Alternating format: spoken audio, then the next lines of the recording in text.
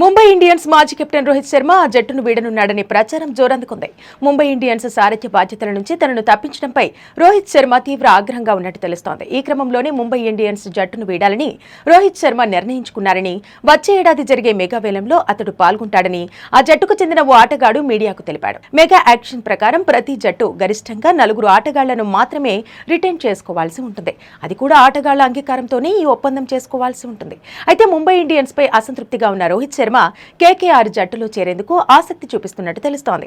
ఈ నిబంధన ప్రకారం ఈ సీజన్లో ప్రతి జట్టు సగం మ్యాచ్లు ఆడిన తర్వాత ఈ విండో ఓపెన్ అవుతుంది. ఇరు జట్లు పరస్పర అంగీకారంతో ఆటగాళ్లను ట్రాన్స్ఫర్ చేసుకోవచ్చు. కుదిరితే ఈ ఆప్షన్ ద్వారా రోహిత్ శర్మను జట్టులోకి తీసుకోవాలని కేకేఆర్ భావిస్తున్నట్టు తెలుస్తోంది. ఇలా కుదరకపోతే వచ్చే ఏడాది మెగా యాక్షన్ లో రోహిత్ శర్మ కోసం కేకేఆర్ ఎన్ని కోట్లైనా ఖర్చు పెట్టనుంది. అంతకుముందు పికప్ ఆప్షన్ కింద రోహిత్ శర్మను తీసుకునే అవకాశం ఉంటే నేరుగా తీసుకోనుంది, లేదంటే వేలంలో భారీ ధర వెచ్చించనుంది.